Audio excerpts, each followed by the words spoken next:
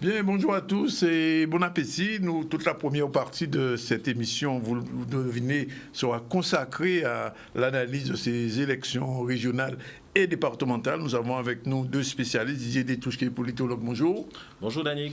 Ousmane Mounien qui est politologue aussi, mais à sa façon, c'est l'ancien secrétaire général de l'UGDG, mais aussi un observateur attentif de la vie politique, un décrypteur, comme je l'appelle, qui vient régulièrement ici avec eux. On va voir un peu ce qui s'est passé dimanche et les jours précédents en Guadeloupe, mais il y a eu des changements en Martinique aussi, il y a eu des changements en Guyane aussi, il faut le dire. Et à la Réunion. À la Réunion aussi, à la Réunion. Donc, changement en Martinique, c'est relatif. En fait, quand on dit changement, enfin, renversement, on va dire, Ouais, renversement. Exactement.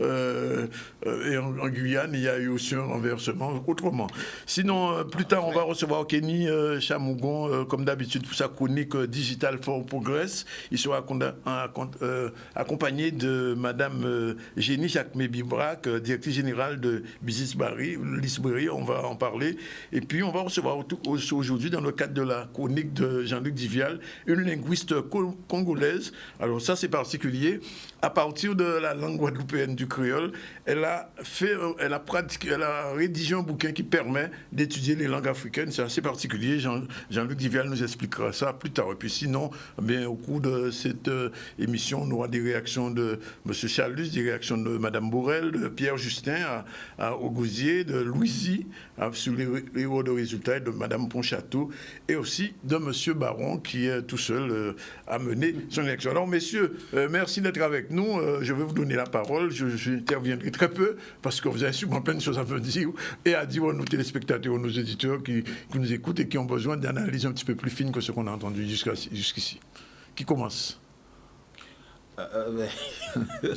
Alors on va prendre 3 niveaux d'élection pour ratisser un peu large, parce qu'il y a beaucoup de nouveautés, beaucoup de coups de théâtre, mine de rien, politique, et une situation de l'échiquier politique qui, aujourd'hui, n'est pas la même que celle qu'elle était avant ces élections. Et ça, c'est vraiment le premier enseignement. Ensuite, il s'agit de voir, en fonction d'un certain nombre de valeurs, de convictions, comment les choses peuvent évoluer dans les 7 ans qui vont passer. Et on va le voir. Alors, les régionales prochaines auront lieu, d'abord je commence par là, les régionales prochaines auront lieu dans 7 ans. Pourquoi? Il faut l'expliquer, tout le monde n'a pas forcément compris. C'est parce qu'en réalité, le mandat est de 6 ans, d'accord, pour les conseillers régionaux.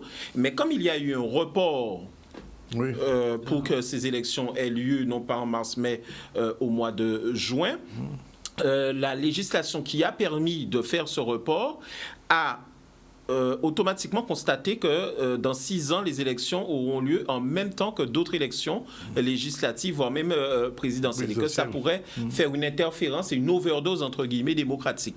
Par conséquent, ils ont octroyé 9 mois de plus au mandat. Donc, le mandat des conseillers régionaux dureront, pour la France et aussi les Antilles, tout l'outre-mer français, dureront 6 ans et 9 mois. Donc, à peu près presque 7 ans. D'accord? Ce qui veut dire que le mandat des conseillers sera plus long, mais le mandat aussi des exécutifs sera singulièrement plus long également. Ce qui laisse entrevoir un certain nombre de possibilités politiques différentes. Maintenant, concernant les résultats. Au niveau national, on a assisté à quelques événements quand même assez historiques. D'abord, il y a eu un ralentissement très net de la participation politique des citoyens, que l'on a constaté aussi en Outre-mer, mais ça ne veut pas dire que les raisons de l'abstention sont les mêmes. Et surtout au deuxième tour, il y a eu encore une particularité pour les résultats guadeloupéens, à l'échelon, on va dire, entre guillemets, national, il y a eu une participation quand même en progression d'à peu près 6 points, ce qui est mieux que ce qui se passe ailleurs, à part en Corse. Ensuite, il y a eu un effondrement du vote Rassemblement national qui, par tous les sondeurs, de France étaient donnés gagnants de ces élections régionales dans la mesure où ils allaient conquérir des régions, ce qui n'était jamais arrivé. Et au moins la région PACA. Aujourd'hui, le Rassemblement national n'a non seulement pas conquis de régions, mais se retrouve assez souvent comme étant presque la troisième force politique si on compte le nombre de voix des différents groupes politiques de gauche et de droite. Troisième constat, eh bien, c'est ce que j'ai appelé dans un papier qui est sorti aujourd'hui, eh bien, le retour du vieux monde, le retour de l'ancien monde. Qu'est-ce que c'est que l'ancien monde? C'est un peu le monde des partis politiques qui existait avant l'élection d'Emmanuel Macron, mais qui avait déjà commencé à péricliter à partir de l'élection de Nicolas Sarkozy, et où on avait une forme de bipolarisation de la vie politique progressive, et finalement qui a éclaté sous les coups du dégagisme, et on a eu un changement en fait de mouvement politique au pouvoir avec la France insoumise, le Rassemblement national dans un certain sens, nouvelle version, et la République en marche. Bon. Aujourd'hui, il y a un retour des anciens partis politiques forts, le Parti socialiste et les Républicains, parce que la droite est historiquement ultra-majoritaire en France, d'une façon ou d'une autre, et la République en marche a aussi accentué ça, même si ils considèrent qu'ils sont au centre, mais ils ont accentué en fait le vote de droite. Mais aujourd'hui, il y a une présence territoriale des Républicains, du Parti socialiste, donc des anciennes formations politiques des cadres, qui est indéniable et qui va peser lourd dans l'élection présidentielle à venir. Maintenant, au niveau local, très rapidement, au niveau local, une victoire incontestable, mais on va y revenir tout à l'heure, qu'il faut quand même analyser. C'est à la fois une victoire incontestable et aussi une double défaite incontestable de Mme Borel-Lincertin pour la défaite et d'Harry Chalus pour la victoire. Enfin, les départementales, il y a un petit embroglio juridique qui peut peser sur l'élection du président du département, mais en réalité, il y a aussi là une victoire de mouvement politique qui est le GUSR et qui désormais est quasiment en situation de monopole politique sur l'échiquier. Mais attention, ce n'est pas parce qu'il y a eu une défaite de, je dirais, le binôme Lurel-Borel que les socialistes sont à l'agonie. Bien au contraire, de nombreux socialistes et des cadres et des barons de la Fédération locale du Parti socialiste, eux, ont tiré leur épingle du jeu de cette joute électorale. Vous en Mounien, quelle est votre analyse de ces élections au niveau guadeloupéen, d'abord? Je dirais que, à l'inverse de ce qui s'est passé en France, où on a vu ressurgir les partis traditionnels, en Guadeloupe, ils se sont complètement effondrés. La droite départementaliste a été enterrée dans la plus grande indifférence. Le Parti socialiste, contrairement à ce que dit Didier Détouche, je pense qu'il vit des soubresauts annonciateurs d'une disparition à terme. Chronique d'une mort annoncée. Exactement. À court terme. Absolument. Et qu'aujourd'hui, il y a véritablement un paysage politique qui est en train de se redessiner en Guadeloupe, avec une force politique qui est plus une force électoraliste traditionnelle, type GUSR, qui a une machine électorale extraordinaire, mais dont le talon d'Achille reste l'absence de pensée politique. En face, il y a l'émergence d'un mouvement patriotique innové, je ne dirais pas rénové, mais innové, relooké, plus que relooké, en train de se redéfinir comme comme l'alternative politique. Cette offre politique qui apparaît lisible mérite encore d'être affinée. Bien sûr, elle se positionne dans la prise en compte de l'héritage, donc la continuité. Elle s'affirme comme étant innovante, mais elle doit, pour être suffisamment attrayante, aller vers le dépassement de tout ce qui a été fait jusqu'à présent. Donc, c'est un champ du possible qui est ouvert et que ces élections, et c'est peut-être même une bonne chose que le premier tour, parce que l'élection, pour moi, c'est le premier tour. L'élection régionale, c'est le premier tour qui a défini en quelque sorte le paysage politique. Et c'est peut-être même une bonne chose que la liste nous n'ait pas eu d'élus dans cette élection parce que justement, ça les positionne véritablement dans le champ du politique. Aujourd'hui, la situation telle qu'elle apparaît à travers ces élections,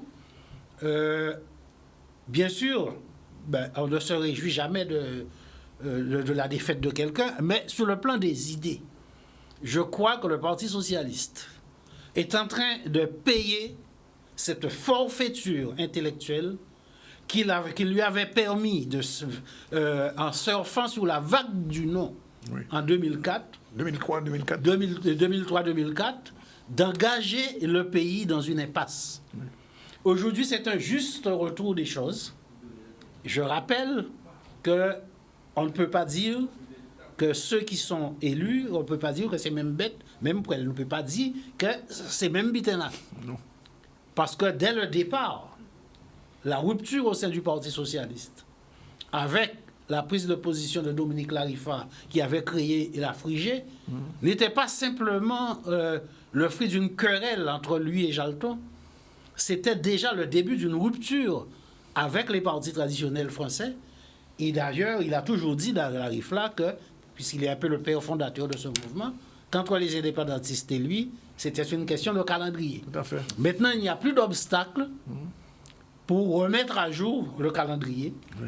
Et il appartient donc au GUSR de joindre le geste à la parole. Alors, petite remarque, puisque vous dites que le GUSR, pour l'instant, n'est pas une organisation idéologique du point de vue politique, c'est-à-dire c'est une organisation purement électoraliste. Alors, comment vous voyez un petit peu son rapprochement avec l'organisation patriotique telle que l'ANJ, même pas nous telle que l'ANJ? Non, le problème ne se pose pas en termes de rapprochement d'organisation. Le problème, il se pose, on a une situation où on a une force politique qui arrive au pouvoir, qui s'est engagée, qui a pris position sur, dans le programme du président, le programme de 2015. Oui.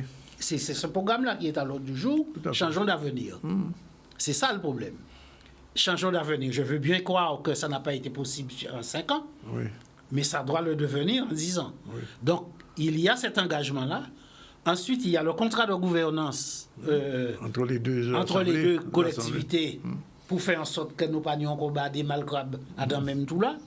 Donc, il y a tous ces éléments qui sont en quelque sorte aux mains de ceux qui sont au pouvoir et qu'il leur appartient justement de faire en sorte de revoir la façon de faire de la politique à Guadeloupe et d'être en mesure d'apporter les réponses. Mais en tout cas, ce qui est certain, c'est que du fait même de l'existence d'une autre offre politique qui est en quelque sorte l'aiguillon qui doit donner le sens à la politique à Guadeloupe, il y a la possibilité pour justement qu'il y ait une véritable synthèse de tout cela, de manière à ce que le peuple guadeloupéen se retrouve finalement comme le grand gagnant de cette élection. Pas votre point de vue. D'accord, alors ce sont de belles passerelles et j'apprécie vraiment cette vision qui me paraît très bonne, à laquelle personnellement j'adhère. Par contre, c'est à mon tour de ne pas être d'accord avec 2 ou 3 points de ce que Rosan a développé. D'abord, je crois que il n'y a pas depuis hier une bipolarisation de la vie politique entre le GUSR d'un côté et puis le camp nationaliste de l'autre. Je pense qu'il y a une vision du camp nationaliste ou patriotique, comme on veut, qui est dans un vrai déploiement de la conscientisation de l'ensemble des citoyens, militants, adhérents du GUSR compris. C'est dire comment je vois les choses. D'autre part, je pense que... alors, je ne vais pas revenir sur le fait qu'on a quand même des ténors socialistes habitués à attendre leur tour et avec tout au moins le même niveau d'ambition quand même de Victorin Lurel, l'ancien vraiment gros patron du PS, et qui ont eu des succès électoraux et qui vont se retrouver dans une situation politique ou politicienne, selon certains, d'élection du président du département, où il y a encore des coups à jouer. Et c'est en fonction des positionnements des uns et des autres de tels représentants du canton qui décident d'aller vers le GUSR ou pas, que l'on va avoir une vraie reconfiguration à ce moment-là. Mais n'oublions pas, ces personnes-là sont des maires, certains sont quand même des cadres des établissements publics intercommunaux. Et sont à la fois conseillers départemental ou alors très peu, mais peut-être certains. Vous pensez par exemple pas encore vérifié, Baptiste, mais certains, oui, ou certains. Non, alors Christian Baptiste, c'est un cas vraiment très intéressant parce que lui est représentant du PPDG, qui entre parenthèses devrait mieux clarifier sa situation idéologique autonomiste passée avec par exemple nous. Mais bon, mais il est quand même là dans une forme d'isolement tout en étant maître chez lui, c'est-à-dire à Sainte-Anne et dans son canton.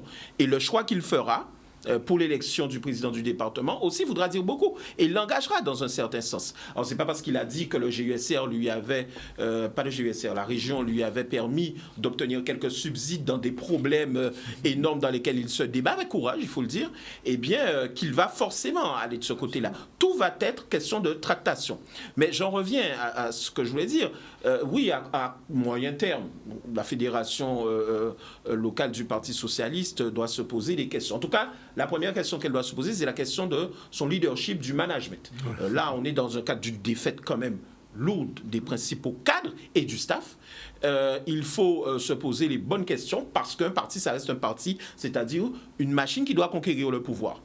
J'en reviens maintenant à le deuxième point peut-être de désaccord, c'est que je ne crois pas, moi, à la possibilité qu'il y ait une vraie passerelle entre le camp patriotique et le mouvement politique, le GUSR, là c'est vraiment le cas de le dire. Pourquoi c'est pas possible au pouvoir. Pourquoi? Parce que quand on regarde les attitudes qui ont été adoptées, il n'y a pas eu simplement un refus d'alliance d'un côté de nous et de l'autre d'Harry Chalus. Il y a eu une volonté de dire, mais il n'y a même pas à poser la question. Et quand je vois ça, moi, je me dis, mais c'est pas en allant forcément créer une commission ad hoc à côté où on va faire siéger des gens, qu'on va pouvoir travailler ensemble. Par contre, ce que j'observe, c'est que dans la dynamique politique, dans les propositions, dans le travail sur le terrain, parce que nous faisons un travail aussi sur le terrain, eh bien, il y a de vraies convergences naturelles, et là, je te rejoins sur le mot d'autonomie, par exemple. Pardon? Sur le mot d'autonomie, par exemple, la domiciliation du pouvoir. Voilà, la domiciliation. Et nous, c'est l'autonomie. Donc, il ne peut pas ne pas avoir convergence sur cette question-là. Tout à fait, mais je fais une différence entre la convergence idéologique, ou en tout cas partielle, et électorale, et la convergence politicienne, parce que les dynamiques politiques, c'est aussi autre chose. Et jusqu'ici, le GUSR a très bien réussi, notamment avec cette idée de contrat de convergence, sur laquelle il faudrait qu'on dise un certain nombre de choses si on pouvait. Mais le GUSR a très bien réussi à la fois sécuriser cette idée-là, tout en faisant en sorte qu'elle soit sur la table. Et contrairement à ce que j'entendais un autre confrère dire que cette question d'évolution, transformation statutaire n'intéresse pas le citoyen guadeloupéen, non, cette question est dans sa tête, simplement il attend d'y voir vraiment plus clair. Et c'est sûr qu'il ne va pas aller là où il ne veut pas aller, dans ce qu'on appelle le chat en sac. Et là où nous a très bien réussi, là où le GUSR sécurisait, pacifiait et enjolivait quelque peu, nous avait un discours beaucoup plus véridique et arrivait à drainer à lui tous ceux qui sont conscients qu'il faut franchir une étape supplémentaire parce que quelque part, l'État est en train petit à petit de nous dire débrouillez-vous. Et je termine par le fait que, en réalité, les attitudes politiques de ne pas faire alliance pour rester, j'ai très bien compris la démarche de nous, de dire, je ne l'ai pas trouvé ridicule du tout, je l'ai trouvé très pertinente, de dire non, nous on a un discours, on reste sur notre discours. Mais par contre, c'est vrai que vous ne pouvez plus expliquer aux Guadeloupéens aujourd'hui, par la suite, quand il y a tous les élus, comment vous faites pour ne pas travailler ensemble dans la mesure où nous avons d'énormes difficultés à résoudre. Et 7 ans, ça va être un vrai challenge, pas uniquement pour ceux qui sont élus, dont le président Chalus, parce qu'il faut être à la hauteur du succès, mais ça va être aussi, et de l'abstention, qui montre clairement que la plupart des citoyens n'y croient plus.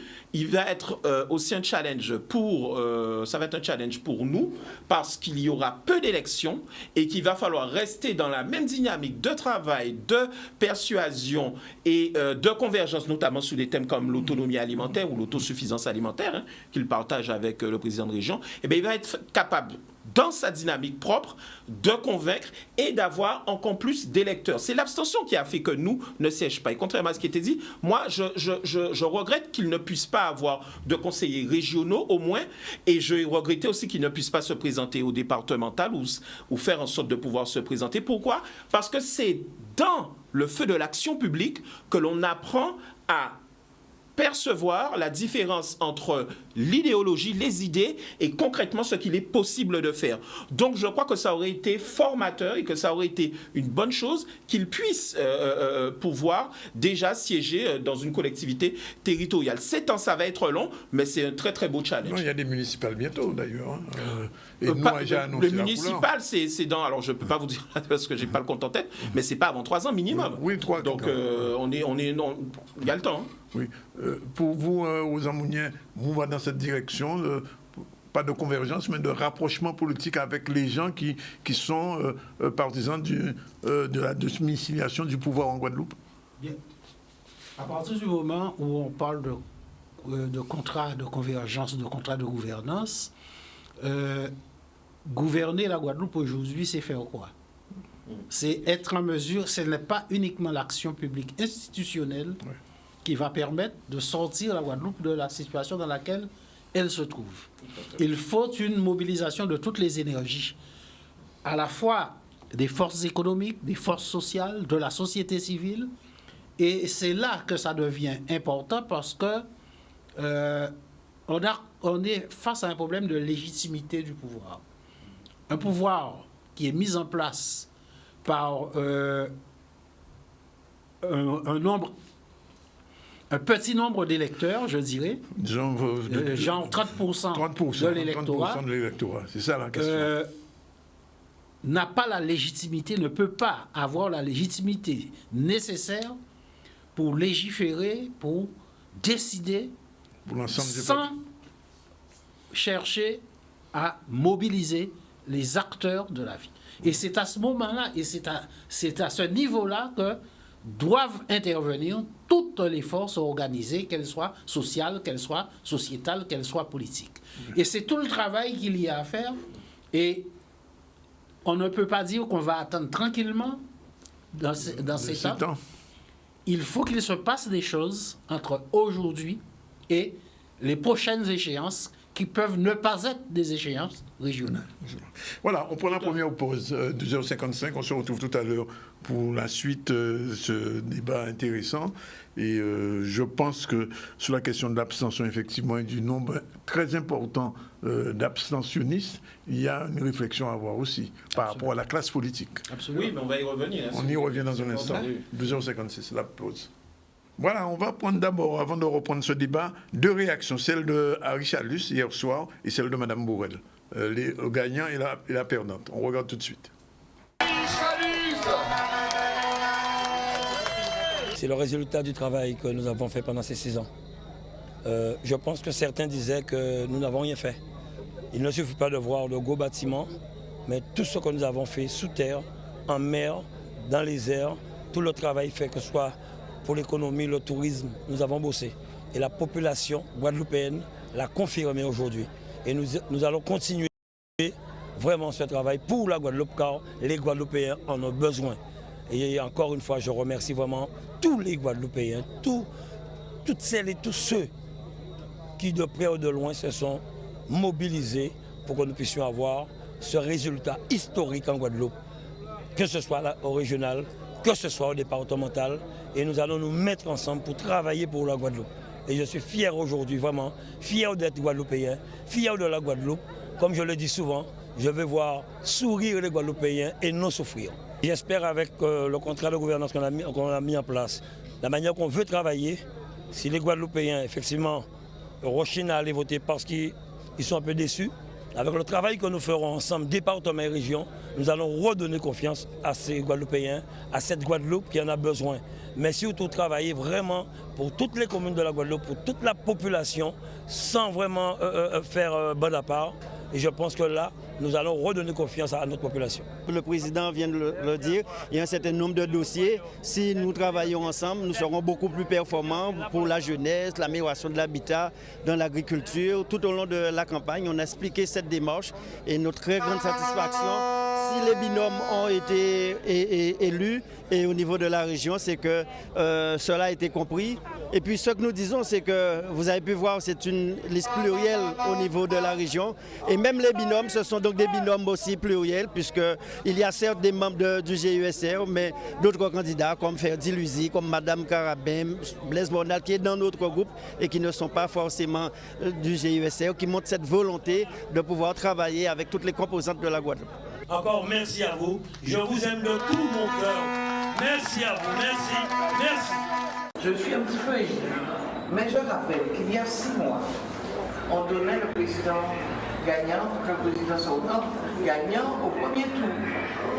Nous lui avons imposé un deuxième tour, même si c'est vrai qu'on n'a pas atteint nos objectifs, mais nous savons toujours qu'un sortant, il y a ce qu'on appelle, ce que nous en avons parlé longtemps, la prime au sortant. Donc nous savions que c'était un combat et moi je l'ai relevé.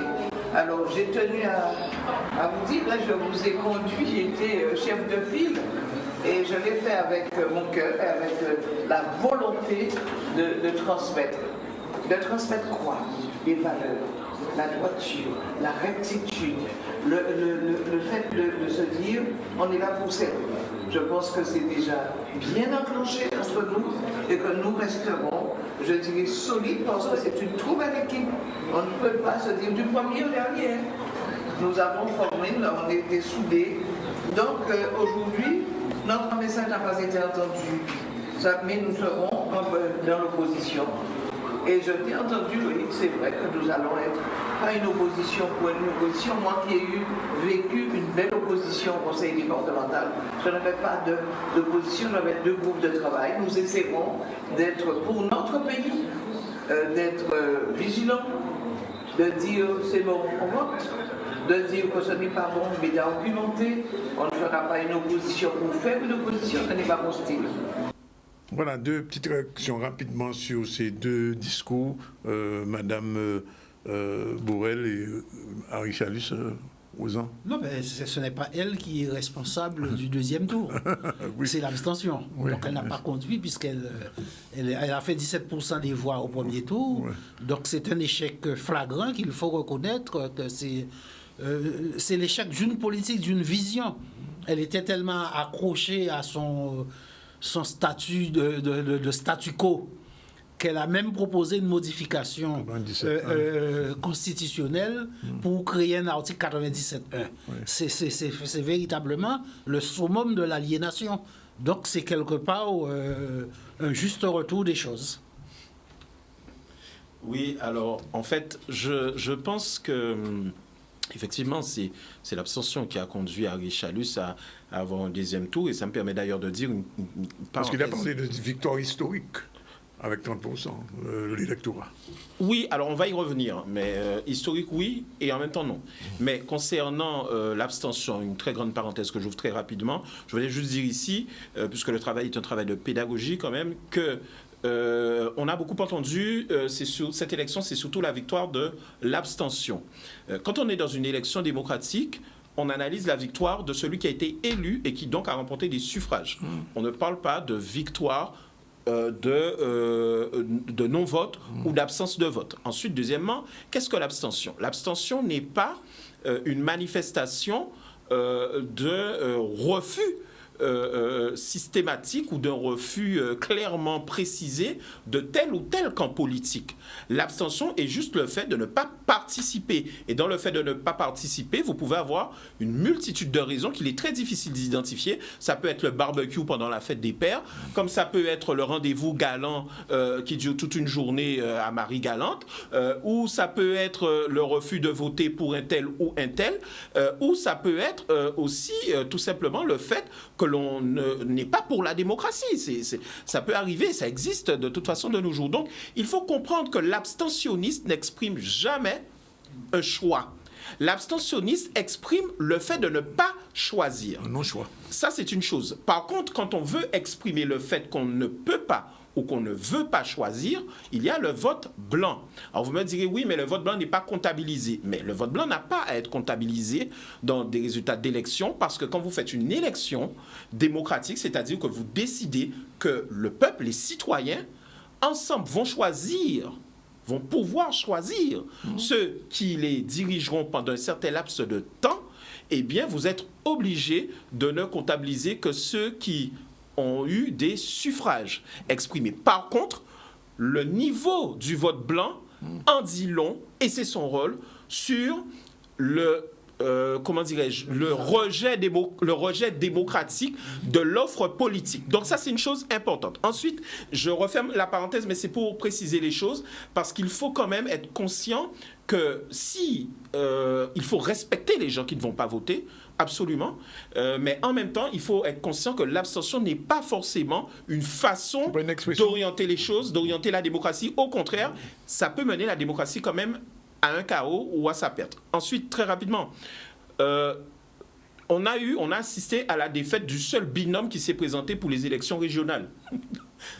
C'était Borrell-Lurel. Quand vous êtes aussi longtemps en collaboration avec un leader politique et que vous êtes vous-même un leader, il est très difficile de se présenter à une élection et de dire que votre candidature n'est pas la candidature de ce binôme en réalité. Donc c'est ce qui s'est passé d'abord. Ensuite, quand vous y allez sans avoir de maire et pratiquement d'ancrage territorial, mais avec des jeunes pour justifier le fait que en fait, vous allez passer le flambeau, vous êtes aussi là dans une contradiction. Troisième contradiction, vous êtes en fait en réalité élu pour tenir les commandes, pas pour éventuellement passer le flambeau à des personnes qui en plus n'ont pas fait de preuves politiques. Donc il y a encore une autre contradiction. Enfin, je passe sur toutes les erreurs de communication accumulées, mais en réalité, si l'on regarde la situation, quand j'ai regardé la liste de Pays Guadeloupe, j'ai regardé le choix du slogan Pays Guadeloupe en créole qui allait quand même à l'inverse de tout ce qui avait été fait jusqu'ici, d'un point de vue idéologique, je ne peux pas croire que cette liste a été préparée pour gagner. Ça, en tant qu'observateur, je n'y crois pas. Surtout le fait qu'il n'y ait pas eu de maire et qu'il n'y ait pas eu certains qui quand même voulaient être présents. Oui. Enfin, je vais faire un parallèle. Nous sommes dans un domaine politique. Il est fort possible qu'il y ait eu tout un certain nombre de tractations politiques ou autres qui ne disent pas forcément leur nom et qui ont abouti aussi quelque part à la dynamique de campagne. Ceci dit, l'émotion de Mme Borrell-Lincertin, elle était visible, palpable, et je la comprends parce que voilà une dame qui, quand même, mine de rien, a été reconnue comme étant un bon leader politique à la tête du département, et qui, quelque part, suite à ces choix qui ont été faits, ne pourra pas bénéficier de la gratitude peut-être qu'elle aurait pu espérer. Et c'est un petit peu dommage que ça se soit passé comme ça. Ça n'enlève rien à son parcours politique, mais c'est vrai, la politique, c'est gagner ou perdre. Justement, j'ai l'impression, aux Amouniens, que les politiques qu'on a entendus tout à l'heure ne prennent pas en compte la question de l'abstention, quand même, qui est pesante dans cette circonstance. 60%, plus de 60% d'abstention est élu avec 35%, ou même ne pas être élu avec encore moins, c'est quand même un problème. Donc ça veut dire qu'il y a tout un travail pédagogique à faire en direction de ces abstentionnistes. Oui, mais même s'ils n'en parlent pas, c'est véritablement le caillou qu'ils ont dans le pied. Oui. Et quelque part, ils sont forcément obligés de s'interroger intérieurement. Et notamment sur comment faire pour rassembler désormais, aller rassembler d'une part, mais avoir la légitimité. Oui. Donc c'est l'exercice du pouvoir Oui. qui va leur permettre, qui devrait leur permettre, s'ils en tiennent compte, d'apporter les rectificatifs, parce qu'il faut dire que au cours des dernières semaines, il y a eu beaucoup d'événements médiatiques autour des élections, sur les gardes à vue, les ceci, les cela, etc. Tout ça n'est pas fait pour rassurer l'électorat. D'autre part, on peut également se poser la question de savoir quel est le rôle de l'État dans cette affaire. Oui. Est-ce qu'il n'y a pas aujourd'hui, parce qu'il se dégage très clairement au sein de la population, une volonté, une idée, une envie de sortir de l'ornière. Et que cette envie et cette volonté, forcément, est partagée par une grande partie de la classe politique. On peut se poser la question de savoir si l'État n'utilise pas son administration pour véritablement jeter un discrédit sur l'ensemble des responsables politiques. Oui. L'ensemble des responsables politiques dans le but, précisément, de montrer, d'infantiliser cette classe politique et de montrer à l'opinion que sans l'État, rien n'est possible. Aujourd'hui, on se rend compte également de l'omnipotence de l'administration et notamment de l'administration, notamment de l'administration de l'État, puisqu'il y a l'administration territoriale qui, elle, bien entendu, et là, il faut dire aujourd'hui que pendant longtemps, en Guadeloupe, nous n'avons pas une administration territoriale performante. Aujourd'hui, il est incontestable que les cadres guadeloupéens qui sont dans les administrations ont le même niveau de compétences que les cadres français de l'État et qu'ils se posent réellement dans la gestion des dossiers par les collectivités. On se rend compte qu'il y a véritablement un certain nombre de problèmes. Et ça, c'est un autre sujet sur lequel nous aurons l'occasion de revenir sur le rôle de l'administration dans la mise en place des politiques publiques, parce que le système français, c'est un système qui est très particulier. D'ailleurs, c'est pas Didier Détouche qui va me contredire. Un des politiciens qui l'avait le mieux analysé à l'époque, c'était Edgar Pisani, qui avait écrit un ouvrage important sur l'État et l'administration et bien montré que, quelque part, l'administration fait l'État, même si c'est l'État qui décide. Oui. Tout à fait. Et il faut que je rebondisse. Oui. Ce que vient de dire Ozan Mounien est fondamental. Ah oui, et important. c'est le problème, en ce qui me concerne, en tant qu'observateur. Le système politique français, c'est pas vraiment le système politique qui, pour moi, est en cause en réalité. Bien qu'il soit rejeté, l'objet du rejet, c'est le système administratif qui, en réalité, est derrière la politique. Oui.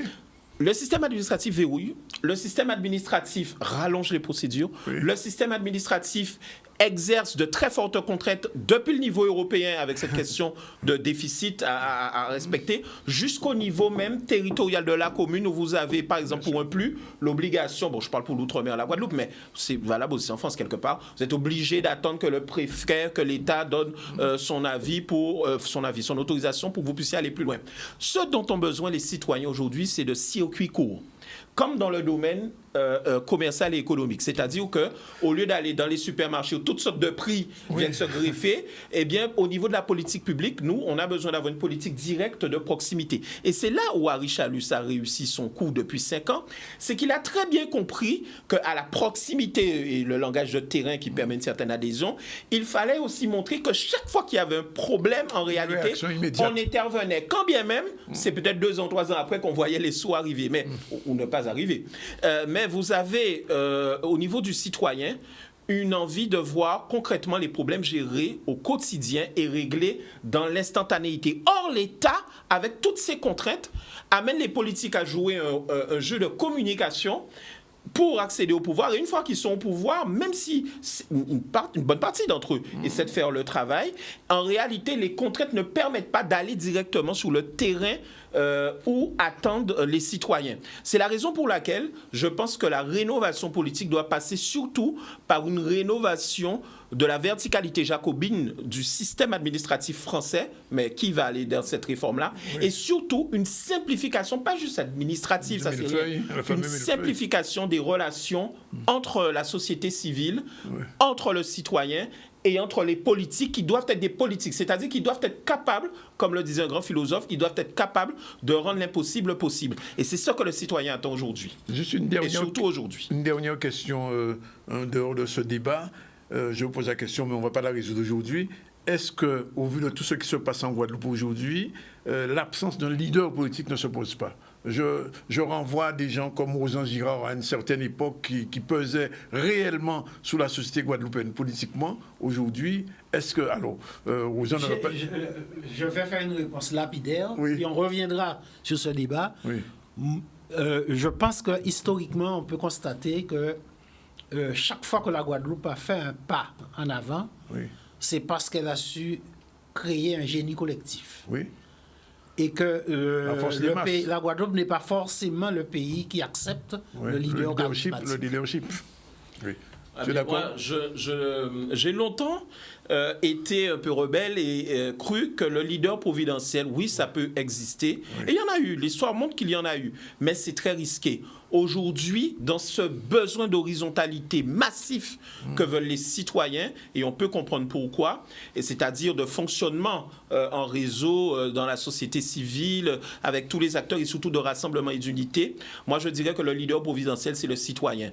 Mais il faut qu'il le comprenne lui-même, parce que c'est lui en réalité qui a les cartes entre les mains, pas simplement pour aller voter quand il veut bien exercer ce droit. C'est ça que j'appelle le génie. Tout à fait. Mais quand il décide de s'unir aux autres, voilà. À son voisin. Merci messieurs. Le débat n'est pas clos, bien évidemment. Nous que vous venons encore parce que nous n'y avons l'autre à regarder. Surtout, nous n'y 7 ans pour nous discuter. Peut-être pas 7 ans à faire de débat, mais enfin 7 ans à voir un peu. Et on aura l'occasion de se retrouver. Nous sommes que nous sommes le 28 juin. Hein. Donc, je ne sais pas si on va se prendre un petit peu... Oui, juste avant, on arrête l'émission le 16. Avant le 16, nous faisons un dernier débat quand même pour parler de tout ça. Voilà. Mais nous ne pouvons pas arrêter, nous avons 7 ans, mais il faut nous continuer. Ah non, mais nous ne pouvons pas arrêter.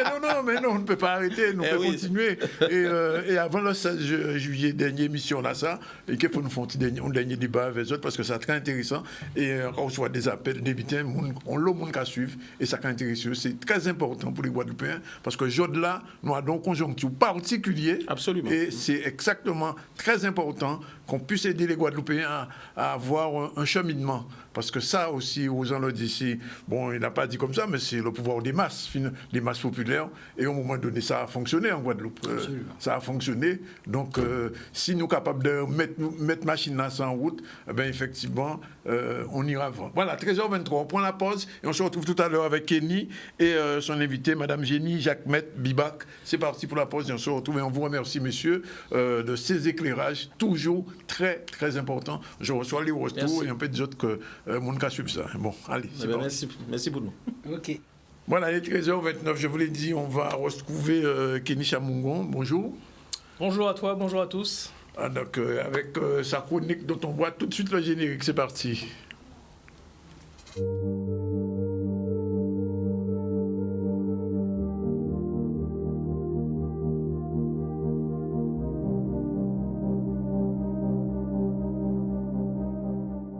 Alors, Kenny a une invitée. Oui, une invitée ce matin.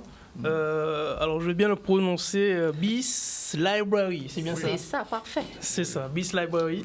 Et elle va nous expliquer concrètement qu'est-ce que c'est. J'ai voulu ce matin parler de ça, donc librairie en ligne, elle va nous expliquer concrètement. Plus, on est dans cette phase de vacances peut-être, mais la rentrée arrive très très vite. Hein, ah ben et oui. Donc, dès qu'il y a vacances, il y a rentrée. Dès qu'il y a vacances, il y a rentrée. Et pour tous les parents, la gala va commencer aussi, des livres, pas livres, acheter, pas acheter, livres arriver, pas arriver, voilà. Donc c'est un peu ce principe que je trouve assez intéressant. Et voilà. Donc, elle va se présenter. Donc, à toi. Oui, bonjour tout le monde. Je suis Jenny Jacquemet Bibac.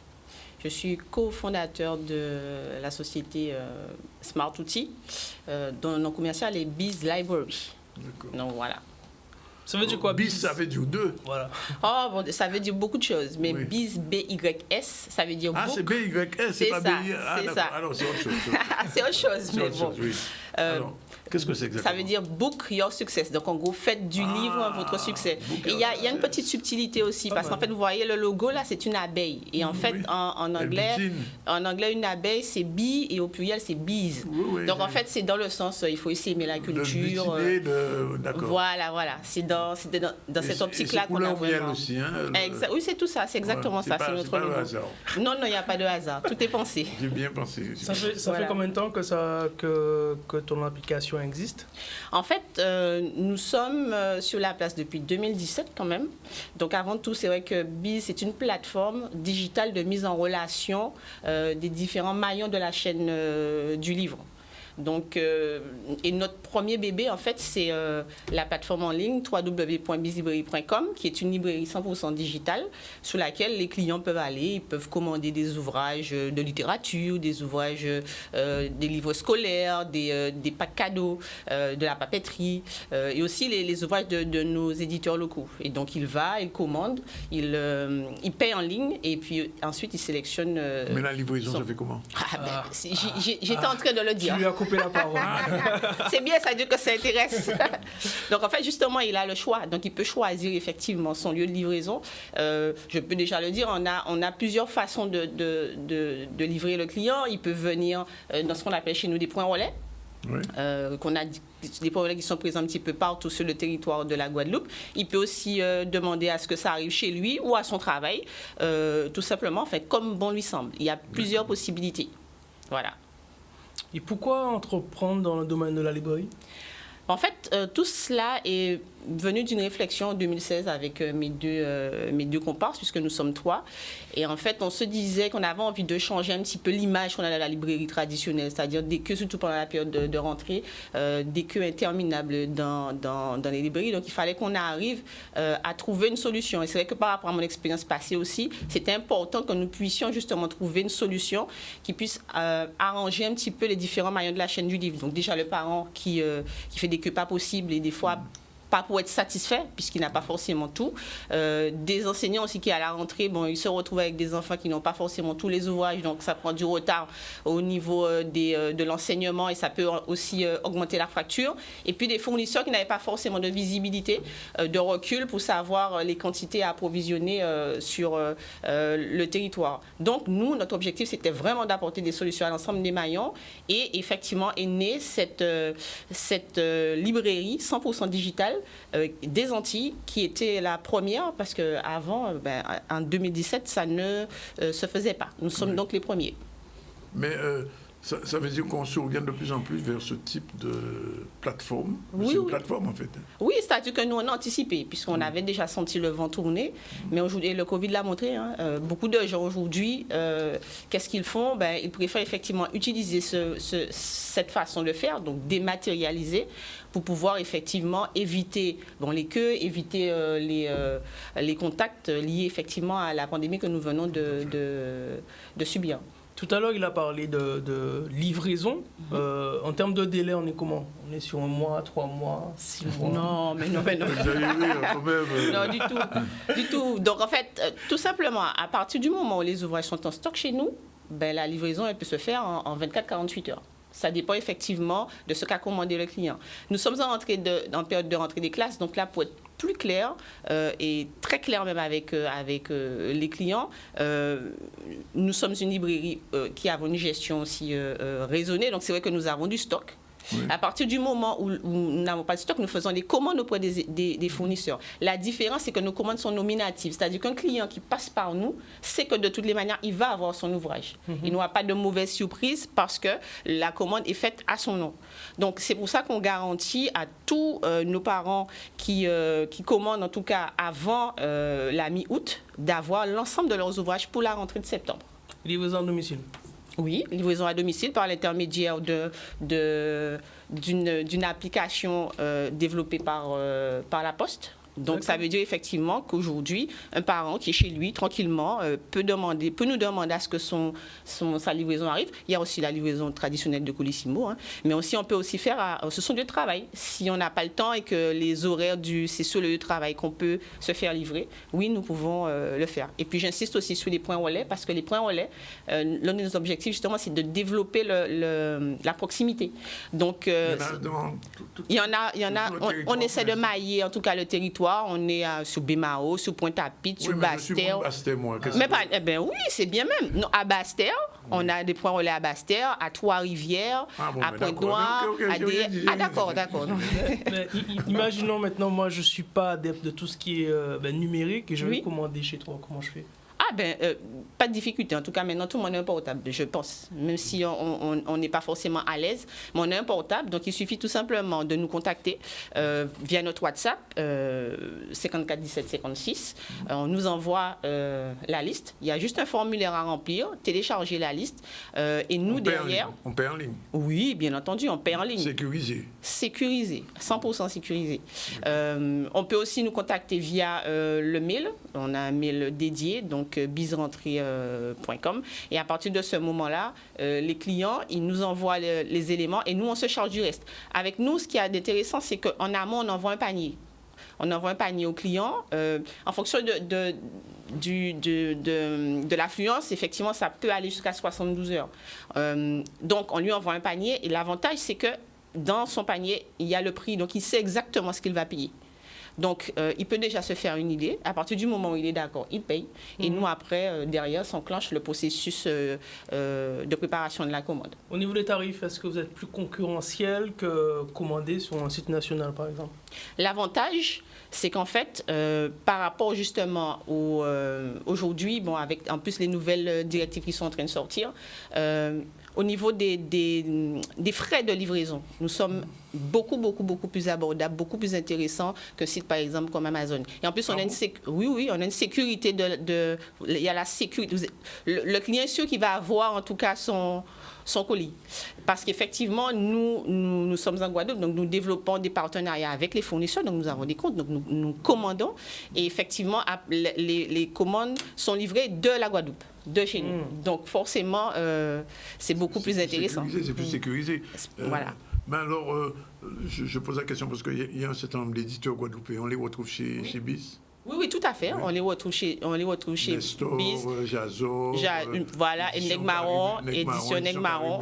Oui, tout à fait. Et si effectivement, il y a des auteurs qui veulent qu'on mette leur livre en ligne, il suffit de nous contacter et puis on gère cela avec eux. Bien.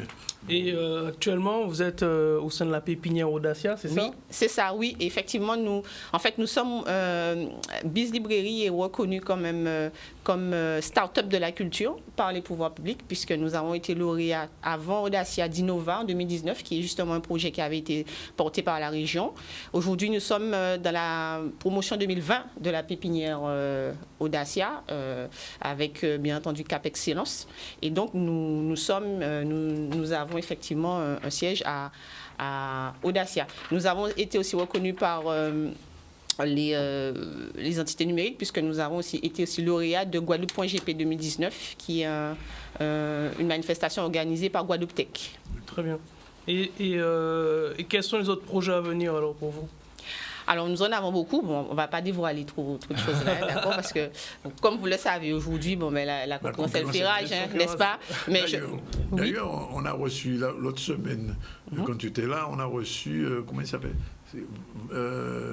Avantage. Oui, Avantage. Qui n'est pas dans le même secteur, mais qui mais c'est quelqu'un avec lequel on va travailler. C'est absolument pas concurrentiel.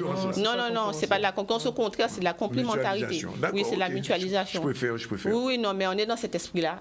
On n'est pas venu pour tout écraser du tout. On est là pour apporter des solutions à tout le monde. On travaille aussi avec des librairies de proximité. On commande pour eux. Donc, on est là vraiment pour travailler dans un esprit coopératif et apporter des solutions vraiment à l'ensemble des maillons de la chaîne du livre. Voilà. Ok. Bon, dernière question. On n'a rien entendu sur les nouveaux projets. Hein. Ah oui, pardon, oui, les nouveaux projets. Donc, oui, mais je vais donner quelques orientations quand même, parce nous avons des valeurs. Donc, ce qui compte vraiment pour nous aujourd'hui, c'est tout ce qui est tourné vers le développement durable. Ouais. Et donc, nous avons des projets qui sont en train de se développer dans ce sens-là, des projets qui ont du sens surtout. Et donc, c'est plus dans ce domaine-là que nous apportons notre pierre pour, en tout cas, innover. Parce qu'en fait, c'est bien la technologie, mais en fait, nous, tout ce qu'on met en place, c'est au contraire pour permettre aux gens de se rapprocher à travers la technologie et non pas le contraire. Très bien. On a bonne chance, en tout cas, l'Amazone guadeloupéenne. Merci beaucoup. Et on prend note de toute manière, puisque moi, je suis un amateur de lecture, de livres. Oui. Et donc, je ne savais pas que... alors, qu'est-ce que Biz Library. Alors, Biz pour Biz, hein, je dis. Voilà. Merci Kenny. Et puis, on se retrouve dans une quinzaine pour un petit débat. C'est ça. C'est parti. Alors, on revient à l'actualité. L'actualité, c'est la réaction de M. Louisi. Hier soir, il y avait une erreur de résultat. Et il a tenu à rectifier. On regarde un peu ce reportage. C'était en direct hier soir dans le Facebook de Canal et en direct aussi. Et on reçoit dans un instant nos amis de Jean-Luc Divial, Konik Damiso et avec une linguiste congolaise tout de suite après vous. C'est parti. Qui avait besoin? Maintenant, à Tabouga, mais le PV était déjà mort. Au moment où ils remplissaient le PV, ils ont déclaré que le binôme qui a le moins de suffrages élu, c'est-à-dire le binôme Citronnelle-Taille-Pierre. Heureusement que je l'ai vu, parce qu'on aurait eu la même affaire que Bémaro. Donc je suis élu avec Mme Unimont et je découvre qu'ils sont en train de mettre dans le PV que c'est Taille-Pierre et Citronnelle qui sont élus. Alors qu'est-ce que ça aurait provoqué? On n'aurait pas pu siéger au conseil départemental. Vous voyez ce que je veux dire? Parce que vous savez ce qui s'est passé à Bémaro et aux Abîmes. C'est pourquoi je dis aux personnes qui sont là d'être plus sérieux dans leur travail. La Guadeloupe, on doit travailler sérieusement. Vous vous rendez compte, on ne peut pas faire tout le temps des erreurs comme ça. Ça s'est fait à Bémaro la semaine dernière, ça devrait servir d'exemple. Je regarde que, compte tenu des résultats qu'ils ont obtenus, déclarés élus. Alors que c'est nous qui avons près de 60, je ne sais plus combien de pourcents des suffrages, largement. Je suis venu quand il a dit bon Dieu, bon, et qu'ils savaient ici Timonaï. Donc c'est rectifié et les documents partent en préfecture correctement. Voilà. Merci beaucoup. Merci aux électeurs de la ville de Petit-Bourg et aux électrices aussi, électeurs et électrices, de Goyave également. Merci Monsieur le maire pour cet accord politique entre Goyave et Petit-Bourg qui présage de beaucoup d'autres accords politiques et d'une avancée notable. Et je veux dire encore une fois ce que j'ai dit à la population. Nous ferons de ce canton numéro 13, je signe le numéro moi-même avec nos suppléants Fléonita Chamougon, Kassubi et Philippe Tarrer, un canton exemplaire en matière de développement durable. Voilà, on va vraiment travailler ensemble. Et vous savez, monsieur le maire de Petit-Bourg, vous avez des conseillers départementaux qui ne seront pas contre votre majorité municipale. Et puis hier soir, nous étions aussi à Baïf avec Madame Ponchateau, qui, elle, avec son binôme, monsieur Jules Otto, ont remporté l'élection cantonale. Réaction tout de suite, c'était en direct avec notre ami Olivier Félix. Nous pensons que la population a compris les enjeux du canton et a continué à suivre leurs maires respectifs, déjà de Vieux Habitants et de Bouillante, mais surtout ont bien compris à Bouillante que nous sommes dans la transmission. Nous voulons travailler avec des jeunes de manière à ce que demain, le canton ait une bonne assise pour le département.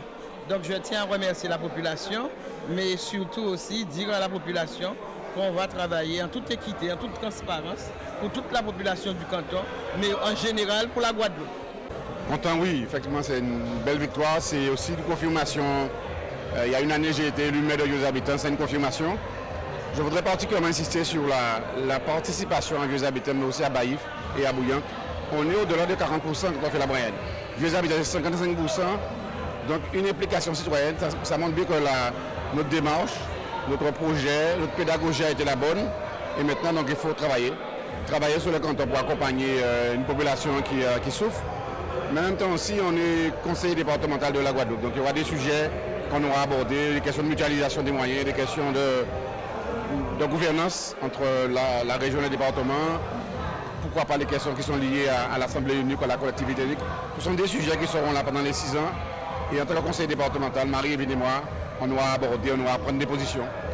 On s'est engagé avec Clara et avec Xavier, Absalom, nos 2 remplaçants sur Bouillante, de servir équitablement les 3 communes du canton et d'avoir sur le territoire de Bouillante une permanence permettant à la population d'avoir quelques de proximité pour répondre à leurs demandes, à leur quotidien. Et nous, on fera le relais, Marie-Evelyne et moi, au niveau du département. Mais il y aura une présence, on va s'organiser pour que Xavier et Clara aient une permanence à Bouillante. Et nous-mêmes, Marie-Evelyne et moi, on aura l'occasion d'y aller aussi. Voilà, c'était donc hier soir à Baïf. Je vous ai dit, le binôme Pontchâteau auto a cartonné. Ils ont fait plus de 4300 voix devant le binôme de M. Abédi, le maire de Bouillante. Mais il faut savoir que deux maires qui s'entendent dans une rédaction cantonale, effectivement, peuvent prendre le dessus sur un maire, tout seul même avec un bon binôme. Il est 13h46 dans un instant. On va recevoir Jean-Luc Divial et Ki Maya, qui est une linguiste congolaise. Zoka, après nous, Bité Pati savent, et moi non plus. Dans un instant, on prend un tout dernier sujet où on passe à la pub. La pub tout de suite. Voilà, c'est l'heure de retrouver notre ami Jean-Luc Divial qu'on fait. Ben nous là. Bon, et ou pas tout seul là. Ah, pas tout seul. Nous avons le générique là derrière, passer, ben nous avons venir tout à l'heure pour présenter nous qui nous y avait.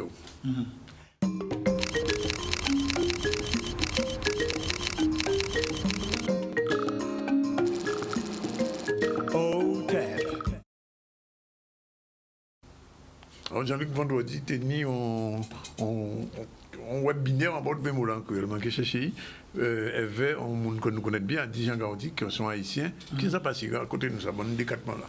Bon, ben nous t'avons venu présenter conférence là, ça, avec Adijan Gardi, qui est un historien, un journaliste. Moi, radio Nouvelliste. En Nouvelliste aussi, hein, si vous voulez.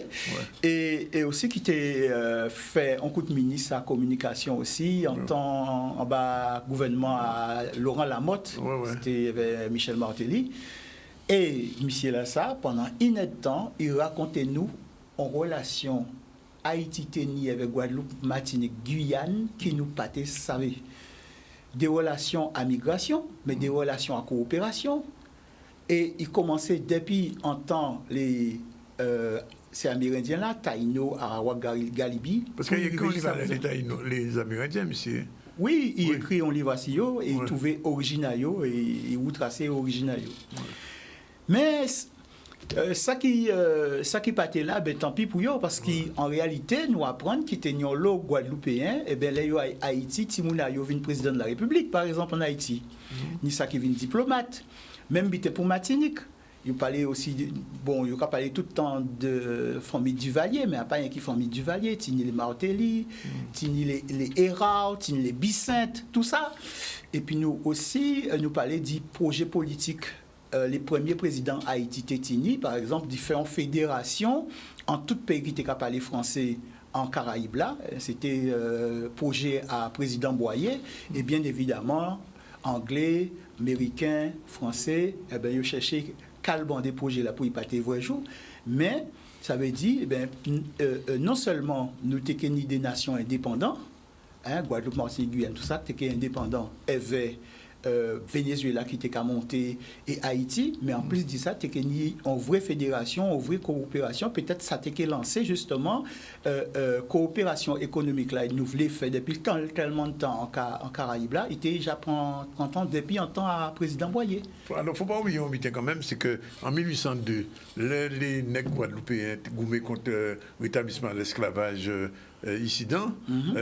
Alors, il y a une répression qui n'ont pas que nègres, on pas que guadeloupéens, mais il y a un paquet guadeloupéens qui échappaient en Haïti. Qui fait qu'on va trouver des noms qui, en Haïti, en Guadeloupe, des parfois, on a l'impression. Il y a au moins passé 200 noms, hein, qui, Guadeloupéens, Martinique et Haïtiens qui ont partagé. C'est les mêmes noms, les Figaro, les Toussaint, les Bicente. On va au Numa l'autre jour. Les Numa. On a un journaliste haïtien, on connaît haïtien Numa. Oui, et on l'autre nom à ces blancs créoles là, les païens, les fabres, tout ça. Oui, nous avons retrouvé trace à tout ça. À Papouaïen, ces noms-là, ils ont raconté une histoire, ils ont dit on peut assez histoire. Ça c'est certain. Et ça nous décidait aussi, c'est que comme ça intéressait tellement de monde, eh bien, nous décidons nous faire un livre sur ça aussi. pour expliquer ces relations-là. Il y en a qui étaient nés entre Haïti. Oui, puisqu'après abolition à l'esclavage, il est passé 20 000 Guadeloupéens et Martiniquais qui quittaient pays là, Guadeloupe, Martinique, pour aller vivre à Haïti. Et à Danyo, eh bien, on y a madame non, c'est Marie-Louise Nicolas, son monde pas si bastet. Maintenant, ça qu'ils font long affaires puisqu'il a engagé politiquement, il a mené des gros combats en Haïti et un jour il a maillé un ministre. Ministre là, ça, eh bien, famille a ses descendants guadeloupéens martiniquais et il a vu un président à Haïti, enfin à 19e siècle, qui a gouverné pendant 11 ans. Et petite taille, eh c'est justement là il fait conférence là. Alors, est-ce que ces Haïtiens-là, là, ils ont courant ça quand même en Haïti? Détroit. Détroit. Et c'est pourquoi, après, là, nous discuter, après conférence là, il était quasiment ça, il est content, il parlait pour notre public qui a demandé information, puisqu'on l'a dit qu'on parle là, on l'a haïtien pas sous ça. Ouais. C'est pas vital ça. Bon. Mais si on met qui fondale ça, parce qu'on voit qu'on le Guadeloupéen qui a méprisé les Haïtiens parfois ici, qui a des comportations qui ne sont pas bonnes par rapport à ces Haïtiens-là, mais on peut savoir que la bande d'Elgrès Signas, ils ont pas de combat, ils ont senti très pète.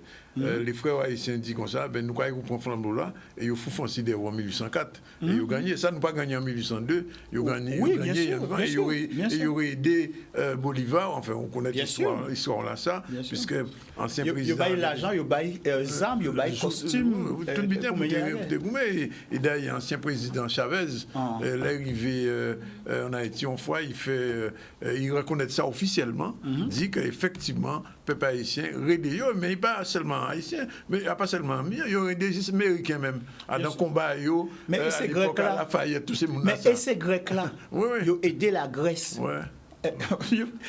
Nous avons fait un paquet d'affaires. Pas ça passer. En tout cas, le livre là, ça l'a été sorti. C'est quand le livre fondal, il y a qu'à penser ça nécessaire que de plus en plus nous rétablissions à ça, que Fonseca a essayé de séparer nous, chiquetailler nous, mais il faut nous justement, on comprend nous. Alors, Madame Noa, c'est Kimo Aya Makuta, bonjour. Nous avons envie de dire, on sortit ça dans le livre là, et on dit, bon, faut puisque nous allons apprendre petit à petit des petits mots dans ces langues-là, ça on a cherché, puis on voit, ah oui, Yenge qui est nous. Voilà. Yenge.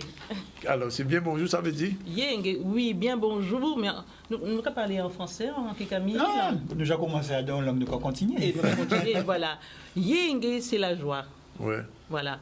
Mais il y a qu'à traduire ça en français, bonjour, et bonjour, ça fait le même sens, là, ça fait la joie. C'est la joie. Et la joie, bah, on va souhaiter aux autres la joie. Voilà. Alors, il faut dire que Kimoya, ou sont congolaises? Oui. Et on va apprendre à parler langue en nous. C'est langue en moi aussi. Qu'est-ce que ça fait? Alors, expliquez-nous ça, Simon, parce que nous avons parlé des livres là, qu'est-ce qui s'est passé? En fait, on peut apprendre. Ah, on peut même apprendre, ils viennent tout naturellement. Ça tombe en l'air, moi, un bloc au top. En cas dit vous la vérité, on ne peut pas mentir. Ouais. Ça tombait en les mains comme ça.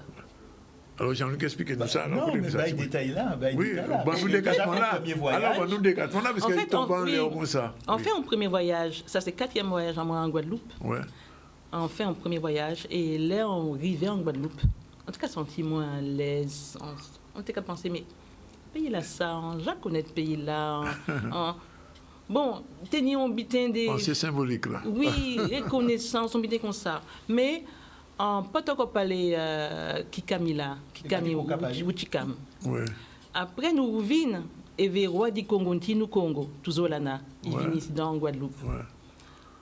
On pas encore parler. Donc, après, là, on revient en France, on pas encore parler. Au mois d'avril, oui, on revient en avril, on pas encore parler, mai, on pas encore parler, mi-juin, ça tombait en les mois comme ça. Commencer à parler. Ça vient comme ça, là? Comme ça. C'est incroyable, ça. Et après, on a pensé dans cette là, ban moi en langue là. Et après, on commence à faire petit bon grammaire là. Mais en fait, on passe. Là, on a parlé, ça a venu comme ça. Ouais. Donc, voilà. Ça naturel côté où? Naturellement, comme ça. Et... Alors, pour les gens savent que me font un livre. Nous, un livre là, c'est apprendre le Congo langue, mais à partir d'une autre langue Congo, le Kikami ou le Chikam de Guadeloupe. C'est-à-dire à partir des langues en nous, ni moyen qu'on est là à apprendre l'autre langue. Oui. Et c'est ça qu'on fait exactement, au fond, livre éveillé. Oui. Bon, Oui. alors, Jean-Luc, c'est vous qui avez la parole. Là, vous avez le livre là, en parole, ce petit peu, moins, alors, quand vous trouvez dans le livre là, ça. Bon, alors, livre là, c'est ça pour comprendre, c'est qui bouclé. Vous comprenez? Parce que là, on est capable de dire origine africaine à langue en nous, on est capable de remonter en Égypte, ou qu'à songer qui gaoulé ça fait. Ah oui.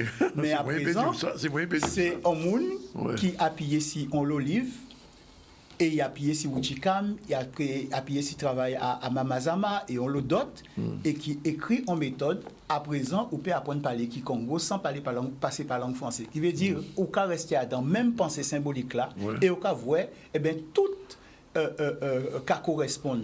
Donc, on peut voir où la langue a sorti. Tout à fait. Hein, là, on peut voir ces exemples-là. Bon, par exemple, hein, c'est les mêmes mots nous avons servi, mais nous pas savoir là sorti. Et nous avons cherché l'origine de ces mots-là dans français. Bon, nous t'ai mangé, donc nous avions mangé. Bon, nous étudions, nous mangeons, hein, donc vous voyez qui c'est les mêmes mots qui ont marqué, hein, passé, mais aussi intention, ça au fait aussi. Donc, en fait, des parfois, mots-là, qu'a mouffoisé, en teke bois, en bon de l'eau glacée, par exemple. Mais, ou qu'a voit qui, t'es là, ça, des parfois, il a mouffoisé, et qu'a boire Keti, par exemple. Alors, il sortit dans Keti, qui Congo, et puis, il peut ça, vin teke. Mais c'est même mot-là, et c'est même l'idée-là qui est derrière. Donc, ce sont belles outils. Parce qu'encore, on dit ça, depuis qu'on touche l'anglais Congo, on a touché philosophie. Tout de suite, parce que chaque mot n'y sans ça. Là, on a dit té, ké. Si vous tombez sur un sage, il faut dire té, ça veut dire tel bitin, ké, ça veut dire tel bitin, donc ké, ça veut dire tel bitin. Et on a voyagé loin en disant, puisque l'anglais, ça a son langue à sagesse. Et donc, ça veut dire que nous héritiers. Donc, langue en nous aussi, nous, sagesse là-dedans. Et c'est ça pour nous questionner aujourd'hui. Volontairement, pour qu'il choquer le monde, mais quand même. Chez le nègre, le sexe relève du sacré. Les Blancs avaient compris qu'il fallait d'abord passer par là pour nous désacraliser, d'où les viols de nos sœurs et mamans pendant l'esclavage. Quand un Congo veut signifier à une personne qu'elle a perdu son caractère sacré, il prononce l'insulte ultime qui cible le sexe de sa génitrice, Founi. Le sexe de ta mère, Kouni à maman, ou Kouni à maman, Founi à maman, c'est exactement même cet axe-là. Donc, c'est pas de Kouy Kazaravine, hein. Mais non. C'est mon dire Kouya maman, c'est pas. Non, son image. Là, on ne veut pas gérer, au son team, on ne veut pas gérer. Il faut défendre, vous gérer. Mais aux amis à embêter, on dit, eh bien, le connu. Pour pas dire mot-là, mais ça ne veut pas dire ça sortit à d'un coup. C'est en métaphore, sans poésie. Mais mot-là, mot-là, il a existé, un vrai mot-là, et expression-là. On te dit, en sango. On sait le côté en portugais, mais bon, c'est normal. C'est Adam, ces textes égyptiens-là, puisque c'est des textes sacrés, donc il n'y a pas qu'à. Voilà. Il faut du regarder Adam, peut-être ces théâtres-là, ces textes à chanter là, hein, mais c'est des documents, nous ne pouvons pas en bas, mais en nous. Mais c'est pour ça que nous pouvons trouver Adam langue égyptienne. Mais c'est pas une pensée symbolique là. On peut trouver ça en sango, on peut trouver ça dans d'autres langues. Alors, Kimouya Agoulou, que nous connaissons ici, comme quoi c'est son Agoulou, son Mounvoas, et on voit que Kikongo, Ngoulou, cochon et vorace. Voilà. Oui. Cochon vorace, oui. Cochon vorace. Nous, en Kikongo, nous, là, on a mangé en l'eau, il vient gros comme ça, nous a dit Dungoulou Mafuta. Dou Ngoulou, Dou Agoulou Mafuta. Mafuta, c'est graisse, là. Alors, Matoutou, plat de crabe. Et Matoutou, soui. Oui, oui. Mabouya, ben, tout le monde connaît ton Mabouya. Voilà, c'est là. Comme ça sortit dans le français Maougouya. Maougouya, ça va bien. Ces mots africains là, mots Congo là, qui là on voit rentrer dans l'espace européen là, et bien européen là, quand mettons air là-dedans. Ça arrive souvent. Gembo, chauve-souris, et Gabon Gembo, chauve-souris. Tout ça en Kikongo. Donc, si on veut comprendre bien ça, on va dire là, donc, l'anglais, nous avons parlé là, là, Il est directement sorti en Kikongo là. Alors, cette langue-là... Principalement, on veut dire principalement. Nous peut dire 90% c'est Kikongo-là. Langue là, nous avons parlé, c'est Kikamila, en fait, c'est Kikongo-là. Kikongo caché dans son code. Langue, il y a crié langue créole, après créole, Wuchikam, Kikami, oui, on code. Dans cette là, en fait, c'est un héritage. Ouais. Il faut nous ni clé là pour nous décoder. Ouais. Et là où arriver décoder, eh ben, vous pouvez découvrir en l'obitin.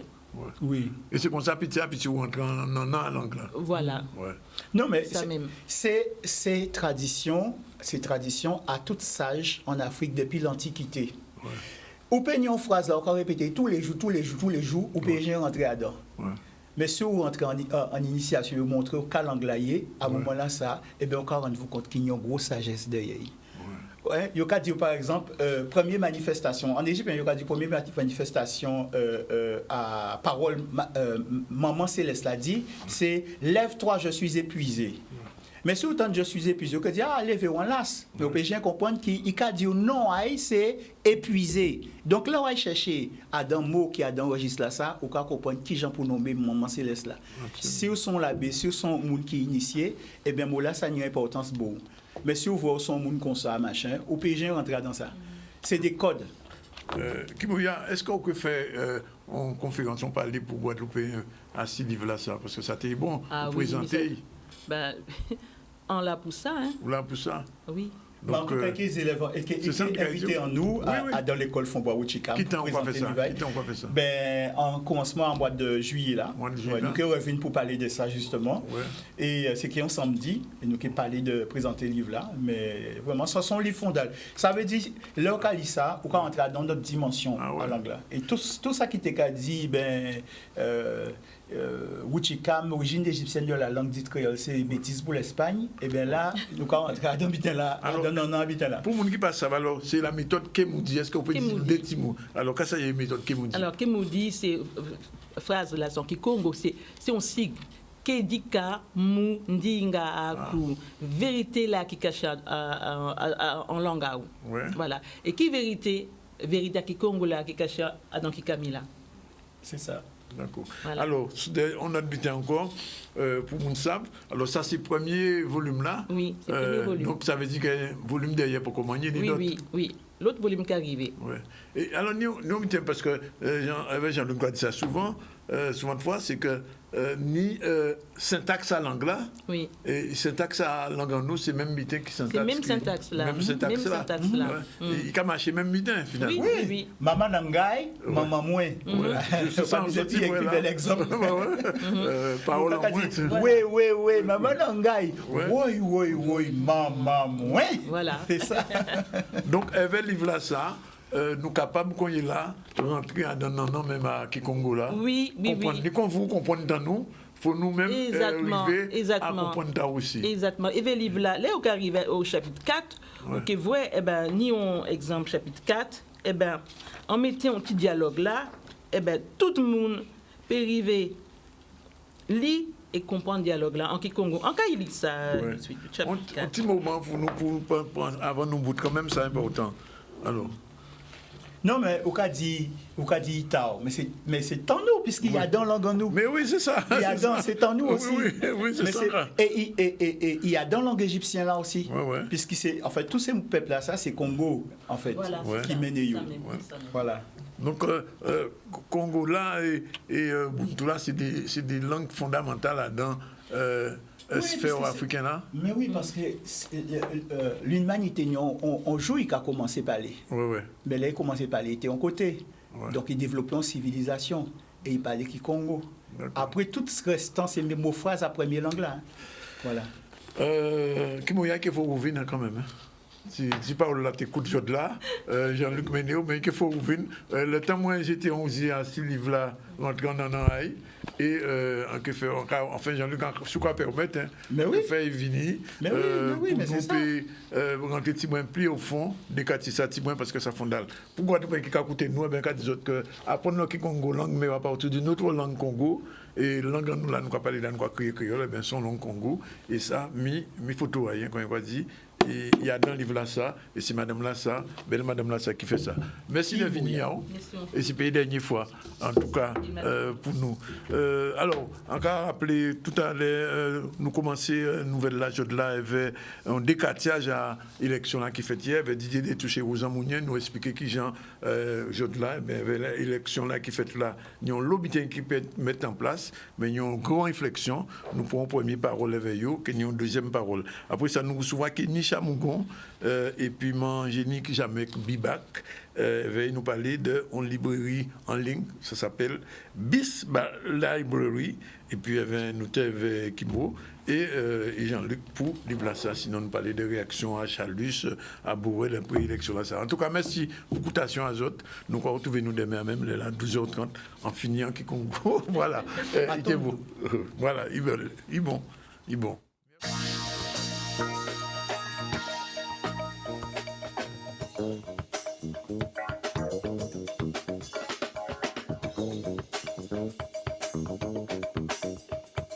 Merci.